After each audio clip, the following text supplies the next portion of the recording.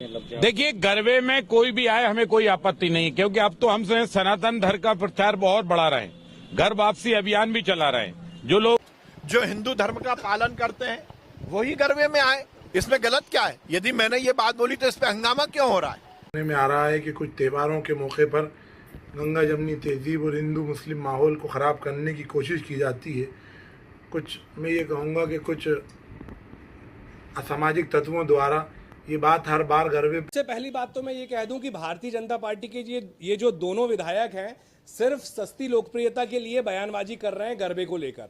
इनसे जनता की कोई बात की जाए तो ये लोग करते नहीं है। और आप इन दोनों के बयानों को देखें अगर, तो रामेश्वर शर्मा जी कह रहे हैं कि सबको लेके आइए, मतलब उन्हें किसी धर्म से आपत्ति नहीं है। और वहीं दूसरे विधायक कह रहे हैं, विरोधाभास, आपस में दोनों का विरोधाभास है, वो कह रहे हैं कि नहीं कलावा बांध के आइए। भोपाल में नवरात्रि के गरबा आयोजन को लेकर सियासत गर्मा गई है। एक तरफ जहां कैबिनेट मंत्री विश्वास सारंग ने कहा कि गरबा एक धार्मिक अनुष्ठान है, इसमें सिर्फ सनातनी समाज के लोग ही शामिल हों, वहीं दूसरी ओर उनकी ही पार्टी के विधायक रामेश्वर शर्मा ने बयान दिया है कि दूसरे धर्म के लोग भी गरबे में आएं, मगर तिलक लगाकर, कलावा बांधकर और माता की आरती उतारकर ही शामिल हों। अब इन दोनों नेताओं के बयानों में साफ विरोधाभास नजर आ रहा है। इधर कांग्रेस ने भाजपा नेताओं पर धर्म की राजनीति का आरोप लगाया है, तो वहीं मुस्लिम समाज का कहना है कि गंगा जमुनी तहजीब को बिगाड़ने का काम कुछ असामाजिक तत्व कर रहे हैं। शुद्ध रूप से पूजा अर्चना आराधना का कार्यक्रम है, ये एंटरटेनमेंट का कार्यक्रम नहीं है।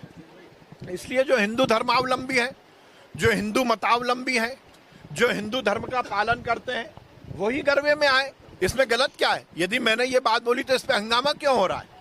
गरबा जगत जननी शेरावाली माँ की प्रतिमा और उनकी फोटो के आसपास आराधना करने का कार्यक्रम है, वो एंटरटेनमेंट का कार्यक्रम नहीं है।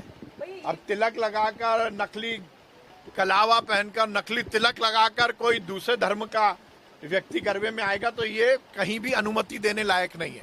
इसीलिए हम देखिए, गरबे में कोई भी आए हमें कोई आपत्ति नहीं, क्योंकि अब तो हम सनातन धर्म का प्रचार बहुत बढ़ा रहे हैं, घर वापसी अभियान भी चला रहे हैं। जो लोग मुसलमान बन गए हैं, ईसाई बन गए हैं, अगर वो सनातन धर्म को फिर से स्वीकार करते हैं, वो देवी जी की प्रार्थना आराधना, दुर्गा चालीसा का पाठ या वहाँ दुर्गा जी की आरती करते हैं, तिलक लगाते हैं, भोग खाते हैं, प्रसाद खाते हैं, और वो आकर अगर वहां पर अपने परिवार सहित भी आकर गंगा जल पीकर हिंदू धर्म स्वीकार करते हैं, गरबा में आए, खूब गरबा करें, खूब देवी माँ की आराधना करें, हिंदू बनकर खूब करें, कोई परेशानी नहीं है। और हम अब इस अभियान को और बड़े स्तर पर चलाएंगे, कोई परेशानी नहीं है। बल्कि हम कहेंगे कि अकेला लड़का ही क्यों गरबा में आ रहा है, साथ में बहन को भी लेकर आ, साथ में माँ को भी लेकर आ, भाई को भी लेकर आ, भाभी को भी लेकर आ, अब्बा अब्बी को भी लेकर आ, क्योंकि सबको ही हिंदू बनाना है यार। कब तक तुम दाएं बाएं घूमते रहोगे?